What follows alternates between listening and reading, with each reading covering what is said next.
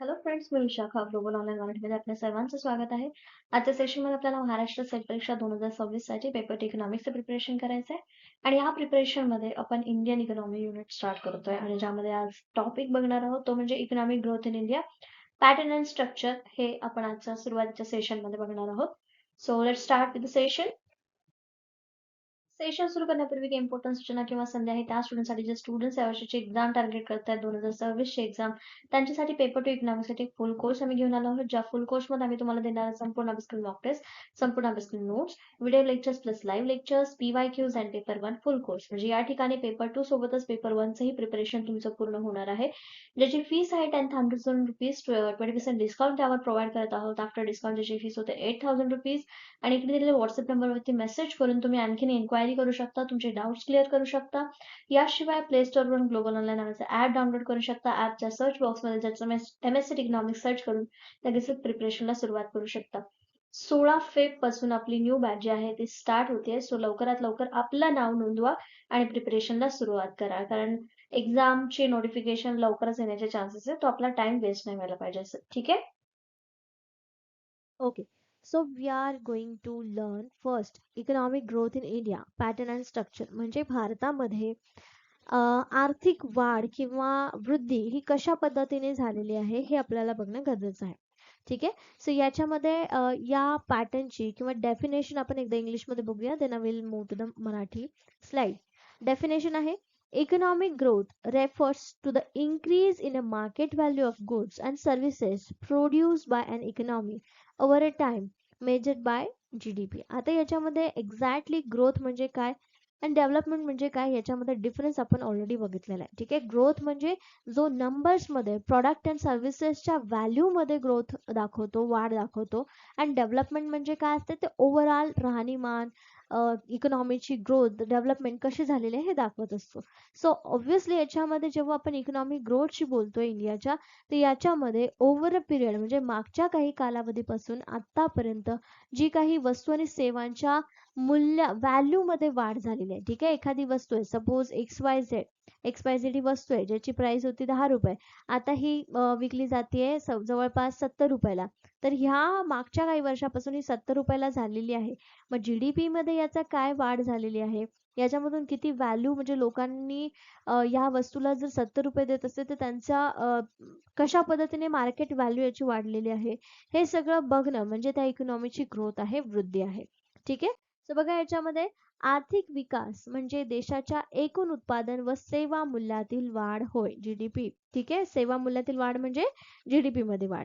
तर याच्यामध्ये वेगवेगळे टप्पे आहेत ज्यामध्ये ही वाढ आपल्याला बघायला मिळते. एक तर आहे स्वातंत्र्योत्तर काळ, म्हणजे सरकारी गुंतवणुकीवर आधारित योजना प्रणाली होती. स्वातंत्र्योत्तर काळ म्हणजे 1947 नंतरचा काळ, ज्याच्यामध्ये प्लॅनिंग कमिशननी काम केलेलं आहे, ज्याच्यामध्ये इकॉनॉमीला ग्रो करण्यासाठी वेगवेगळ्या योजना प्रणाली ज्या आहेत गव्हर्नमेंटच्या, त्यांच्यातून इथे विकास झालेला आपल्याला दिसतोय. ठीक आहे. त्याच्यानंतरचा आणखीन एक मोठा टप्पा आहे जो आर्थिक विकासाला खूप चालना देऊन जातो, तो म्हणजे 1991चं उदारीकरण धोरण, ज्याच्यामध्ये खाजगीकरण, जागतिकीकरण आणि खाजगीकरण, व्यापारीकरण, उदारीकरण हे तीन जे आहे, LPG ज्याला म्हणतो आपण, लिबरलायझेशन, प्रायव्हेटायझेशन अँड हे, तर यांना आपण बाजार अर्थव्यवस्थेकडे कल केलेला आहे. म्हणजे काय केलेलं आहे की सगळ्यांसाठी सगळे बाजार आपण ओपन केलेले आहेत. जागतिकीकरणामुळे काय झालंय, सगळं जग एकत्र आलेलं आहे, सगळं जग जवळ आलेलं आहे. व्यापारासाठी एक देश दुसऱ्या देशांना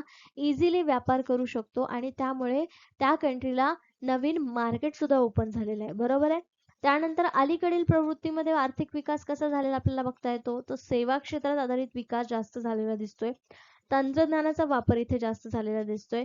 स्टार्टअप इंडिया किंवा डिजिटल इंडिया या वेगवेगळ्या योजनांमधून आपल्या कंट्रीला कशा पद्धतीने आपण पुढे आणू शकतो हे आपण इथे बघितलेलं आहे. अलीकडच्या या प्रवृत्तीनुसार आर्थिक विकास अशा पद्धतीने, म्हणजे जे टप्पे होते मागच्या कालावधीमध्ये, त्यामध्ये एक पहिला कालावधी होता जिथे आर्थिक विकास घडून आलेला आहे, तो म्हणजे स्वातंत्र्य काळ.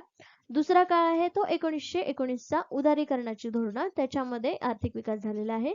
आणि तिसरा म्हणजे अलीकडच्या कालावधीमध्ये जो काही विकास आपण बघतोय की 3 क्षेत्रामधून इकॉनॉमी ही कशी टप्प्याटप्प्याने ग्रो झालेली आहे, त्यातला हा अलीकडचा काळ, ज्यामध्ये आता आपण सेवा क्षेत्रामध्ये खूप जास्त प्रमाणामध्ये काय करतोय, नाव लौकिक कमवतोय. ठीक आहे.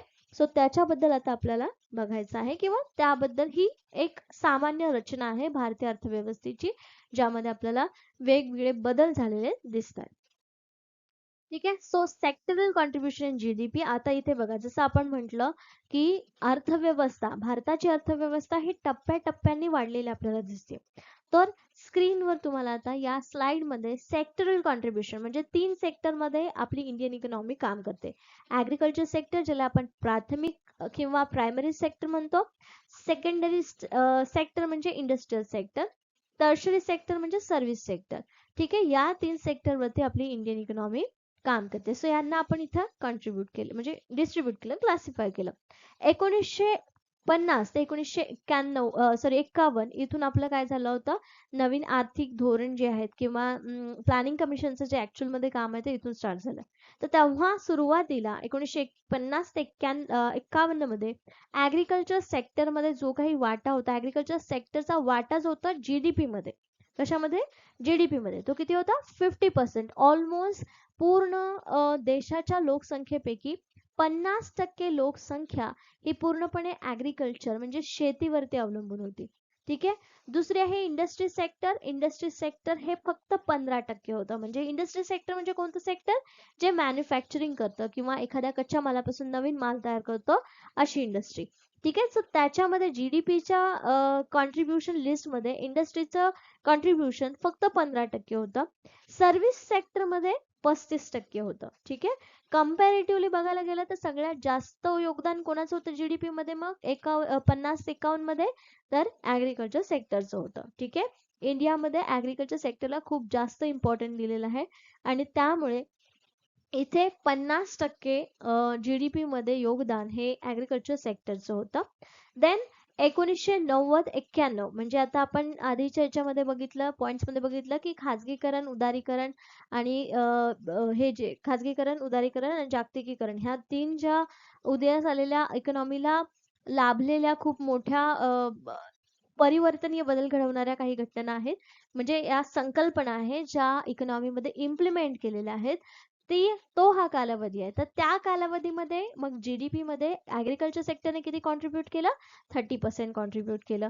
इंडस्ट्रियल सेक्टरचा वाटा वाढला, इकडचे 20% कट होऊन 10% इंडस्ट्रियल सेक्टरमध्ये वाढले आणि 10% हे सर्व्हिस सेक्टरमध्ये वाढले आणि मग ह्यांचा वाटा असा झाला, ऍग्रिकल्चर सेक्टर 30%, इंडस्ट्रियल सेक्टर 25% आणि 45% सर्व्हिस सेक्टर. कारण की आपण बघितलेलं आहे एलपीजी जी धोरणं आहेत, लिबरलायझेशन, प्रायव्हेटायझेशन, ग्लोबलायझेशन, याच्यामुळे सर्व्हिस सेक्टर जे आहे ते खूप जास्त फॉर्मला आलेलं आहे. 45% सर्व्हिस सेक्टरचा वाटा हा जीडीपी मध्ये 1991 पासून दिसायला लागला. आणि सध्या करंट सिच्युएशन नुसार 2023 चा डेटानुसार ऍग्रिकल्चर सेक्टरचा जीडीपी मध्ये वाटा जो आहे तो आहे 16 ते 18%.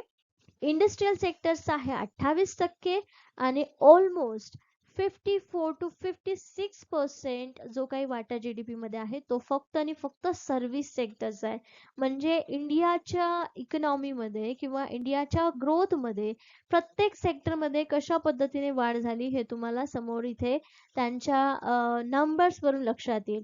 जरी इंडियाची म्हणजे जीडीपी मध्ये 16 ते 18% जीडीपी मध्ये कॉन्ट्रीब्युशन असेल, तरी पण इंडियाची आजही 70% लोकसंख्या, पॉप्युलेशन जे आहे ते ऍग्रिकल्चर वरतीच डिपेंड आहे. मॅन्युफॅक्चरिंग इंडस्ट्री, सर्व्हिस सेक्टर मध्ये माणसं तेवढी जास्त एंगेज नाही आहेत किंवा तेवढे अवेअर नाही आहेत, पण त्याच्यामधून येणारा रिव्हेन्यू जो जीडीपी मध्ये कन्सिडर केला जातोय तो मात्र या सगळ्या कंपॅरिझन मध्ये जास्त आहे. ठीक आहे. Got it. हे सेक्टर कंट्रीब्युशन जीडीपीच्या कंडिशन नुसार किंवा जीडीपी नुसार समजलं कसं होत आहे everyone. Okay. So hope it is clear. बघा इथे फक्त मराठी स्लाइड मध्ये मी काय केलं, जीडीपी क्षेत्रातील वाटा, ऍग्रिकल्चर सेक्टर आपल्या, industry sector, service sector. Agriculture सेक्टरला आपण म्हणू शकतो कृषी क्षेत्र किंवा प्राथमिक क्षेत्र. इंडस्ट्री सेक्टर म्हणजे आपण म्हणू शकतो उद्योग क्षेत्र किंवा द्वितीय क्षेत्र. सर्व्हिस सेक्टर म्हणजे सेवा क्षेत्र, तृतीयक. तृतीय क्षेत्र. ठीक आहे. आणि ह्यानुसार त्यांचं डिस्ट्रीब्युशन इयर वाईज इथे आपण सेम दिलेलं आहे, जे मराठी इंग्लिश मध्ये होतं. ठीक आहे. आता आपल्याला बघायचं आहे ऍग्रिकल्चर इन इंडिया. जे 3 सेक्टर आहेत त्या 3 सेक्टरला आपण सेपरेटली स्टडी करणार आहोत. सेपरेटली त्यांच्यामध्ये ग्रोथ कशी झालेली आहे, त्याच्यामध्ये कोणते फीचर्स वेगळे आहेत, कोणती धोरणं, कोणते चॅलेंजेस आहेत जे इंडियाला फेस करावे लागले किंवा इंडियाला आज फेस करावे लागतात. ठीक आहे. So let start. आता बघा, agriculture in India pattern structure of the growth. यामध्ये सगळ्यात पहिला चेंज जो आलेला आहे तो म्हणजे ग्रीन रिव्होल्युशन 1960 ते 70च्या क्षेत्रामध्ये किंवा या कालावधीमध्ये. काय झालं तर ग्रीन रिव्होल्युशन म्हणजे हरित क्रांती. ठीक आहे. हरित क्रांती हरित क्रांती म्हणजे काय, तर या हरित क्रांती म्हणजे 1960 आणि 70च्या या दशकामध्ये हे ग्रीन रिव्होल्युशन झालं होतं. ठीक आहे. तर ग्रीन रिव्होल्युशनचा मेन उद्देश किंवा ग्रीन रिव्होल्युशन म्हणजे काय, तर या ठिकाणी HYV सीड्स म्हणजे हाय यील्ड सीड्स जे आहेत, हाय क्वालिटी सीड्स जे आहेत, बियाणं जे आहेत, त्यांच्याबद्दल सगळ्यांना इंट्रोडक्शन करून दिलं होतं. आणि याच्यामध्ये मग वेगवेगळे फर्टिलायझर्स कसे यूज करायचे, इरिगेशन्स कसे यूज करायचे, याच्याबद्दल इन्फॉर्मेशन दिली होती. याच्या मागचा उद्देश असा होता की फूड प्रोडक्शन वाढवणं, म्हणजे अन्नधान्याचं उत्पन्न वाढवणं, अन्नधान्य साठा वाढवणे. ओके. हा याचा मेन उद्देश होता. लेट टू इन्क्रीज प्रोडक्टिव्हिटी म्हणजे उत्पादकता वाढवणे, हे त्याचं महत्वाचं एम होतं असं आपण म्हणू शकतो. Specially in wheat and rice. आता जे हरित क्रांतीमध्ये जे काही उत्पादन वाढलेलं आहे ते मोस्टली जे ट्राय केलं होतं ते व्हीट आणि राईस म्हणजे गहू आणि तांदळाच्या उत्पादनामध्ये वाढवण्याचा प्रयत्न केला होता. ठीक आहे. सो त्याच्यानुसार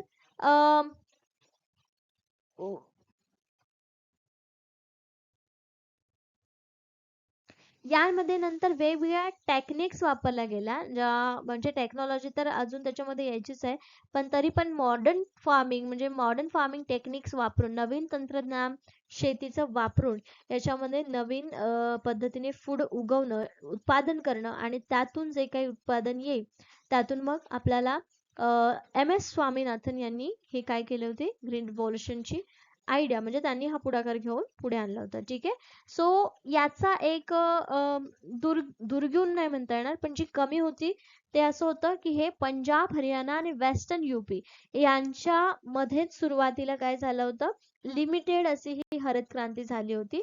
आणि त्यानंतर मग ही हरित क्रांती जी आहे तर सेकंड ग्रीन रिव्होल्युशन मध्ये मग ही ईस्टर्न इंडियाला फोकस केलं, ज्यामध्ये आणखीन थोडंसं ऍग्रिकल्चर, सस्टेनेबल एग्रीकल्चर, डायव्हर्सिफिकेशनला महत्व दिलं.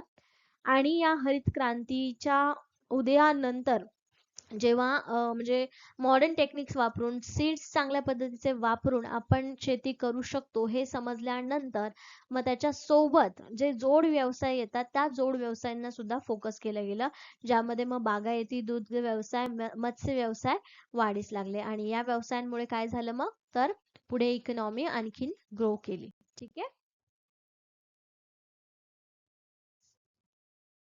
ओके. सो इथे बघा, स्ट्रक्चर ऑफ इंडियन ऍग्रिकल्चर म्हणजे भारतीय शेतीची वैशिष्ट्य काय आहेत किंवा भारतीय शेती म्हणजे नेमकं कशा पद्धतीने तुम्ही बोलू शकता की ही भारतीय शेती आहे. तर या ठिकाणी बघा, कृषीच्या रचनेमध्ये लहान आणि विखुरलेली जमीन धारणा. तुम्हाला माहिती आहे की जमीन मोठमोठी होती, पण भारतामध्ये जी काही पद्धत चालू आहे की बाबा म्हणजे तुकडीकरण जमिनीचं आहे, त्याच्यामुळे काय होतंय, जमीन लहान आणि विखुरलेली होत आहे. म्हणजे एक व्यक्ती आहे, त्या व्यक्तीचे 4 वंश आहेत, त्या 4 वंशाला त्यांनी जर 4 लोकांना जमिनी वाटून दिल्या तर त्या जमिनीचे 4 तुकडे पडणार. प्रत्येक त्या 4 लोकांना जर 2-2 मुलं असतील तर परत त्या जमिनीचे आणखीन 2-2 तुकडे पडणार. या रिझनमुळे लहान आणि विखुरलेली जमीन आपल्याला भारतामध्ये बघायला मिळते. ठीक आहे. सॉरी. त्यानंतर उपजीविकेसाठी शेतीवरती बरेच जण आधारित आहे, जसं की आपण आता पण जी हे बघितलं, सेक्टर वाईज GDP मध्ये कॉन्ट्रीब्युशन बघितलं, तर शेतीचं जे कॉन्ट्रीब्युशन आहे करंटच्या डेटानुसार ते फक्त 17 ते 18% आहे किंवा 16 ते 17% आहे. पण आजही 75% नियर अबाउट पॉप्युलेशन ही शेतीवरती अवलंबून आहे, शेतीवरती उपजीविका करते. हे भारतीय शेतीचं वैशिष्ट्य आहे. भारतीय शेती ही पावसावर अवलंबून शेती आहे. सुमारे 50% जमीन कशी आहे, कोरडवाहू आहे आणि शेतीसाठी फक्त आणि फक्त पावसावर अवलंबून आहे. भलेही बाकीचे मार्ग सोर्सेस इथे अवेलेबल आहेत, पण भारत हा देशाचं जे एन्व्हायरमेंट आहे, जिथे काय म्हणतात, 3 ऋतू येतात. त्या 3 ऋतूंपैकी पावसाळा हा ऋतू जो आहे, तो शेतीसाठी चांगला मानला जातो आणि त्यामुळेच तिथे म्हणजे शेतीमधून म्हणजे पावसामधून जेवढं पाणी मिळतंय, तेवढं पाणी आणखीन कुठल्या सोर्सेस मधून मिळणं भारताला आणखीन तरी म्हणजे आपण प्रयत्न केला नाहीये की कुठून करू शकतो. पण पावसावरती ही शेती अवलंबून आहे. हे भारतीय शेतीचं एक वैशिष्ट्य आहे असं आपण म्हणू शकतो. ठीक आहे. अनेक भागात परंपरागत पद्धतीचा वापर केला जातो. भलेही आता ट्रॅक्टर्स आलेत, नवीन मशीन्स आलेत, रोबोट्स आलेत, पण तरीही गावागावामध्ये ही काही टेक्नॉलॉजी पोहोचलेली नाहीये आणि ही टेक्नॉलॉजी तेवढी महाग असल्यामुळे सगळ्यात सामान्य ते सामान्य शेतकऱ्याला ही टेक्नॉलॉजी वापरणं किंवा त्याचा वापर करून त्याचं रेंट देणं सुद्धा परवडत नाही. त्यामुळे शेतकरी काय करतो, परंपरागत पद्धतीने शेत घेतो. लॅक ऑफ नॉलेज असू शकतं किंवा लॅक ऑफ मनी असू शकतं किंवा लॅक ऑफ म्हणजे जेवढी काही जमीन आहे तेवढ्या जमिनीसाठी तेवढा खर्च करणं परवडत नाही, म्हणून आपलं थोड्या खर्चामध्ये पारंपरिक पद्धतीने शेती करण्याचा शेतकरी भारतामध्ये मोस्टली परंपरागत शेती पद्धतीचा वापर करतो. ठीक आहे. आधुनिक व पारंपरिक शेती एकत्र अस्तित्वात. आता याच्यामध्ये परंपरागत पद्धतीचा वापर तर केला जातो, हे भारतीय शेतीचं वैशिष्ट्य आहे. पण सध्याच्या युगामध्ये किंवा सध्याच्या कालावधीमध्ये जर तुम्ही बघाल तर पारंपरिक शेतीसोबतच आधुनिक शेती सुद्धा केली जाते. बेस्ट एक्झाम्पल जर तुम्ही म्हणाल, शेती नांगरूनच म्हणजे बियाणं लावली जातात. पण नांगरण्यासाठी पहिले नांगर वापरायचा, आता ट्रॅक्टर वापरतात. बरोबर आहे. म्हणजे त्याचा जो फाळ असतो, त्याचे जे इक्विपमेंट्स असतात ते सेम पद्धतीचे आहेत. पण पहिले जो माणूस घेऊन जात होता, आता तो ट्रॅक्टर घेऊन जातो. बरोबर आहे. सो अशा पद्धतीने आधुनिक आणि पारंपरिक शेती एकत्रितपणे अस्तित्वात करताय. ठीक आहे. Okay, now let's come to the challenges in Indian agriculture. म्हणजे भारतीय शेतीमध्ये कोणते कोणते असे चॅलेंजेस आहेत जे आपल्याला फेस करावे लागतात आणि त्यामुळे इंडियाची प्रोडक्टिव्हिटी कमी होऊन जीडीपी मध्ये शेतीचा वाटा हा कमी झालेला आहे असं आपण इथं म्हणू शकतो. तर सगळ्यात पहिला पॉईंट जो आहे तो लो प्रोडक्टिव्हिटी. आपण मराठीमध्ये स्लाइडला बघूया. इंग्लिश स्लाइड मध्ये बघा, low productivity, land issues, dependence on monsoon, inadequate infrastructure, price velocity, credit and indebtedness, and environmental degradation. Let's move to the Marathi slide. आता बघा, भारतीय शेतीमध्ये अडचण जी आहे त्यामध्ये एक आहे कमी उत्पादकता. जागतिक सरासरीच्या तुलनेत उत्पादन कमी आहे. मग याचे रिझन्स असे असू शकतात की नॉलेज नाही आहे किंवा सीड्स जे आहे ते चांगल्या क्वालिटीचे वापरले जात नाहीयेत, नवीन तंत्रज्ञान यूज केलं जात नाहीये, जमिनीचं तुकडीकरण केलं जातं. या सगळ्या रिझन्समुळे भारताच्या शेतीमध्ये किंवा जमिनीमध्ये जी काही उत्पादकता आहे ती कमी होते. एक पीक घेतल्यानंतर त्याची थोडी मशागत केली पाहिजे. ह्या थोड्याशा म्हणजे कमी नॉलेज असल्यामुळे किंवा जी लोकसंख्या आहे भारताची, याच्यामुळे म्हणजे त्या जमिनीला थोडाही रेस्ट न मिळता लगेचच दुसरं पीक लावलं जातं आणि त्यामुळे त्याची सुपीकता जी आहे, उत्पादकता जी आहे ती कमी होते. सो ही एक सगळ्यात मोठी समस्या आहे कृषी क्षेत्राच्या समोरची. लोकसंख्या तर अरिथमेटिक मीननी वाढते, पण जॉमेट्रिक मीननी वाढते, पण जी काय उत्पादकता आहे ती कशा पद्धतीने वाढते, अरिथमेटिक मीननी 1 2 3 या पद्धतीने वाढते. बरोबर. सो यामुळे ही उत्पादकता कमी पडते. त्याच्यानंतर दुसरं जी समस्या आहे भारतीय कृषी समोरील ती म्हणजे जमिनी संबंधीची समस्या. जसं मी सांगितलं होतं की अति लहान आणि तुकड्यात जमीन धारणा आहे, भूमी सुधारणामध्ये अपयश येत आहे आणि यामुळे इथे जमिनी संबंधीच्या समस्या म्हणजे तुकडीकरणामुळे छोट्या छोट्या जमिनीच्या तुकड्या असल्यामुळे शेती ही सलग होणं पॉसिबल नाहीये. सो ही एक समस्या आहे. मान्सून वरती अवलंबित व जसं बघितलं की नदी, कालवे, साठवण केलेले तळे याचा उपयोग शेतीसाठी केला जात नाही. तर शेतीसाठी मान्सून वरतीच भारतीय शेतीतील माणसांना अवलंबून राहावं लागतं आणि त्यामुळे सिंचनाची सुविधा मर्यादित असल्यामुळे शेतीची उत्पादकता वाढत नाही आणि मग शेतीची उत्पादकता न वाढल्यामुळे पर्यायाने न राहून उत्पादन तिथे जेवढं हवं तेवढं येत नाही. ठीक आहे. अपुरे पायाभूत सुविधा जसं की साठवण, वाहतूक, बाजारपेठेमधील कमकुवत व्यवस्था या सगळ्या गोष्टींमुळे काय होतंय, जी शेतीसाठी जेवढा माल काढला जातोय, सपोज आता आपण अद्रक किंवा समजा कापसाचं उत्पादन घेतलं आणि अचानक जर पाऊस आला तर ते पावसामुळे त्या कापसाला जे नुकसान होतंय त्याच्यासाठी म्हणजे त्या पाऊस म्हणजे जो कापूसचं उत्पादन आलंय त्याला ठेवण्यासाठी गोडाऊन्स किंवा वाहतूक सेवा नाही आहेत, प्रॉपर बाजारपेठा नाही आहेत आणि त्यामुळे काय होतंय मग त्या पिकाचं नुकसान होतंय आणि मग कोणीही शेती पुढे जात नाही. ठीक आहे. मग त्यांना जेवढं इन्कम त्या उत्पादनामधून यायला पाहिजे ते काही इथे मिळत नाही. ठीक आहे. किमतीतील अस्थिरता जसं इनपुट आउटपुटच्या दरामध्ये चढ उतार होत असतात. म्हणजे इनपुट एक्सपोर्ट आयात निर्यातीच्या दरामध्ये चढ उतार होत असतात. जर एखाद्या व्यक्तीला वाटलं की आता अद्रकचे भाव चांगले चाललेत आणि जर मी अद्रकची निर्यात केली तर मला चांगले पैसे येतील, तर त्याचा भाव म्हणजे त्याचं उत्पादन जोपर्यंत त्याच्या हातात येतंय तोपर्यंत त्याचा भाव उतरला तर मात्र मग त्याला जे काही त्यांनी एक्सपेन्स केलेलं आहे, जे काही त्यांनी एक्सपेक्ट केलेलं आहे ते तिथे त्याला नाहीसं होतं, म्हणजे मिळत नाही. आणि त्यामुळे काय होतं मग शेतीसाठी जो त्यांनी एक्सपेक्ट केलेला आउटपुट त्याला जर मिळालं नाही, तेवढे जर त्याला पैसे मिळाले नाही तर पर्यायी ऑब्व्हियसली तो तिथे शेती सोडून देऊ शकतो. सो ही एक समस्या आहे. त्याच्यानंतर कमी आधारभूत किंमत MSP अंमलबजावणी इथे काय असते, कमी असते किंमत अस्थिरतेमुळे.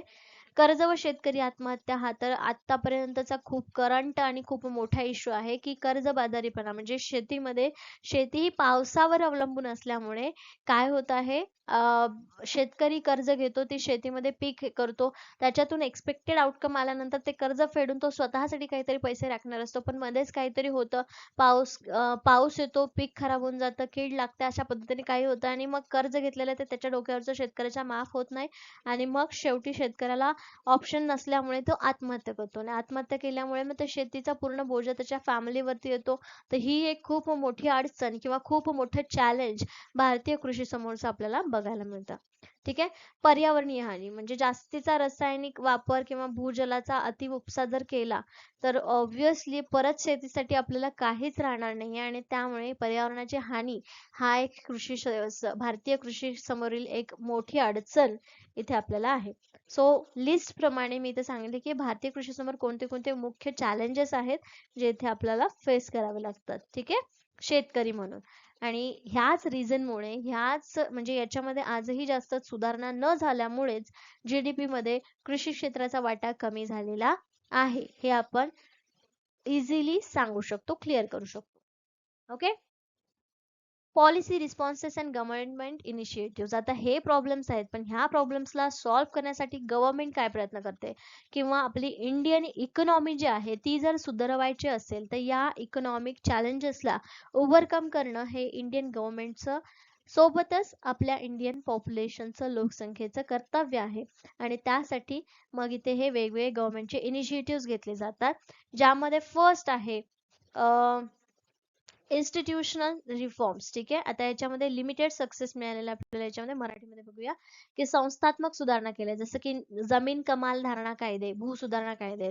याच्यामध्ये काय असतं की प्रत्येकाला कमीत कमी जमीन असली पाहिजे. जर ज्याला जमीन नाहीये, त्याच्याकडे जास्त जमीन आहे, त्यांनी फक्त दुसऱ्याला कसण्यासाठी जमीन देणे किंवा एक लिमिट पर्यंत जमीन तुमची असली पाहिजे शेतीसाठी.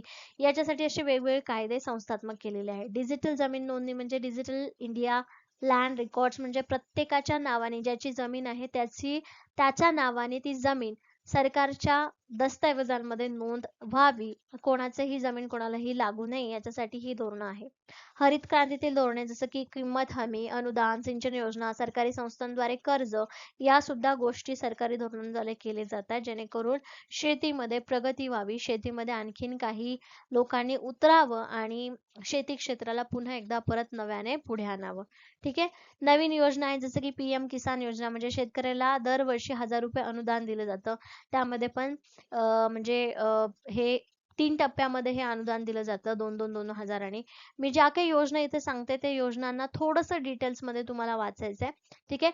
पंतप्रधान पीक विमा योजना, माती आरोग्य पत्रिका योजना, नाम ई बाजारपेठ प्लॅटफॉर्म, PM कृषी सिंचाई योजना, ॲग्री इन्फ्रा फंड, थंड साठवण, वाहतूक व्यवस्था.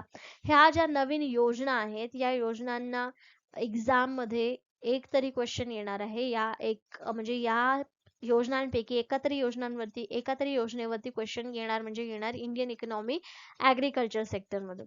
ठीक आहे. सो यांना थोडंसं डिटेलमध्ये बघायचं आहे, पण ह्या ज्या सगळ्या योजना आहेत त्या रिलेटेड आहेत ऍग्रिकल्चर सेक्टरशी, ऍग्रिकल्चर सेक्टरला पुढे आणण्यासाठी. ठीक आहे. शेतकऱ्यांचे उत्पन्न दुप्पट करण्याचा उद्देश 2022 मध्ये ठेवून या योजना म्हणजे उत्पादन क्षमता वाढवणे, वैविध्यीकरण, काढणी पश्चात व्यवस्थापन, थेट बाजारापर्यंत पोहोच याबद्दल गव्हर्नमेंटनी वेगवेगळे इनिशिएटिव्ह घेतलेले आहेत. गव्हर्नमेंटनी यांच्यासाठी वेगवेगळे त्यांची स्वतःची म्हणजे काय म्हणतात, गव्हर्नमेंट त्यांना सपोर्ट करतोय या गोष्टींमध्ये, जेणेकरून शेती क्षेत्रामध्ये प्रगती व्हावी या उद्देशाने. ओके, सो इथे आपण इंडियन ॲग्रिकल्चर सेक्टरची ग्रोथ, पॅटर्न, चॅलेंजेस आणि त्याच्यावरचे गव्हर्नमेंट इनिशिएटिव्ह याच्या सेशनमध्ये आपण बघितलेले आहेत. सो होपफुली हे सगळ्यांना अंडरस्टूड झालेलं आहे. याच्यामध्ये कोणाला काही डाऊट असेल, just let me know, will discuss on our group. ठीक आहे, जो काही आपला ग्रुप आहे त्या ग्रुपवरती आपण त्याच्यावरती आणखीन डिटेलमध्ये डिस्कशन करूया. Okay, that's it for today. Thank you for watching video. All the very best everyone.